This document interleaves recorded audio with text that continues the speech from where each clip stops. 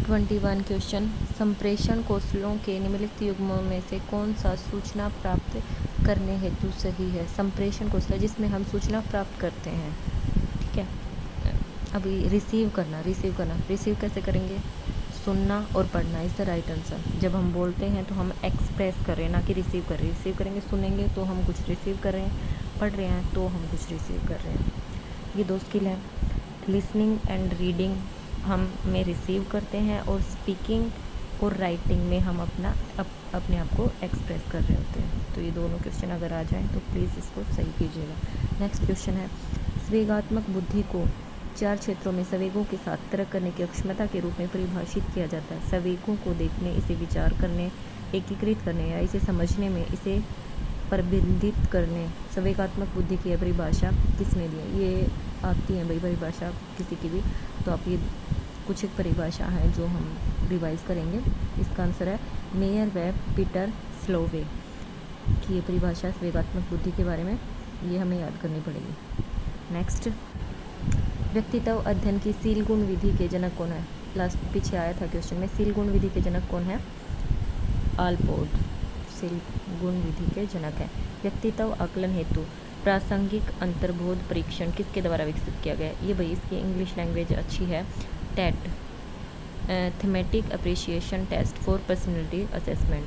तो TAT Morgan और Murray का है, और CAT कैट आ जाए तो वो ब्लैक का है। ये दोनों क्वेश्चन भी पक्का आते हैं, मोस्ट रिपीटेड, हर बार एग्जाम में आते हैं।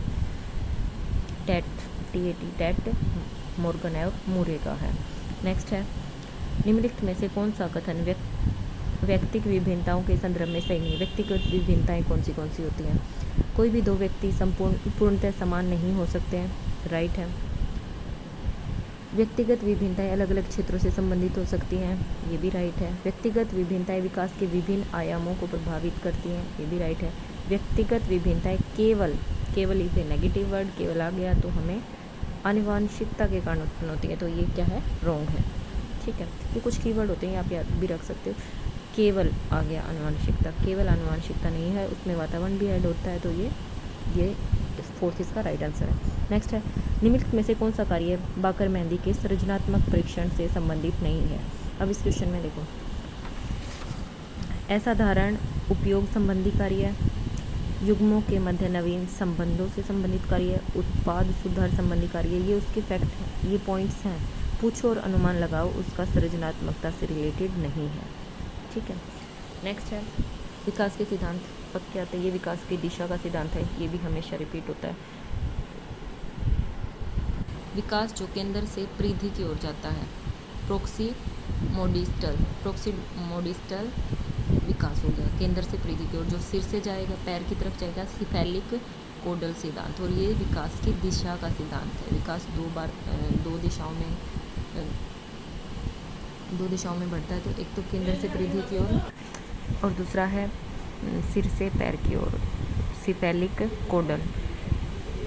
नेक्स्ट है, किशोरों का सामाजिक विकास करने हेतु कौन सा तरीका सर्वाधिक उपयुक्त है। सामूहिक गतिविधियों का आयोजन, this is the right answer. Next है, मैस्लो की आवश्यकता पदानुक्रम सिद्धांत के अनुसार सम्मान की आवश्यकता किस प्रकार की आवश्यकता, सम्मान की आवश्यकता, हमें सम्मान चाहिए, वो एक सामाजिक हो गया कि हमें लोगों में अपना सम्मान चाहिए। तो व्यक्तिगत नीड क्या हो जाएगी, जो हमारी पर्सनल नीड, मतलब जैसे खाना पीना है या सुरक्षा की है, वो बौद्धिक नीड हमें अपने माइंड से रिलेटेड कुछ भी चीज़ें, संवेगात्मक इमोशन से जुड़ी हुई चीज़ें होंगी, तो ये क्या होगी, सम्मान की आवश्यकता। सम्मान कहाँ चाहिए हमें, सोसाइटी में चाहिए, तो वो सामाजिक हो गया, ठीक है। नेक्स्ट है, त्रितंत्रीय सिद्धांत के अनुसार निम्नलिखित में से कौन सा बुद्धि का एक प्रकार नहीं है।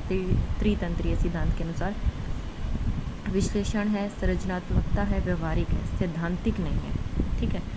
सैद्धांतिक बुद्धि का प्रकार नहीं है, तो ये राइट आंसर है। हम CDP के 30 क्वेश्चन कर चुके हैं, अगर आपने बाकी वीडियो नहीं देखी है तो देख लेना। अगर आपको हेल्प मिल रही है, मैं पक्का बोलती हूँ ये क्वेश्चन रिपीट होते हैं, प्लीज़ आप देख लीजिए अगर आपको पढ़ना है तो।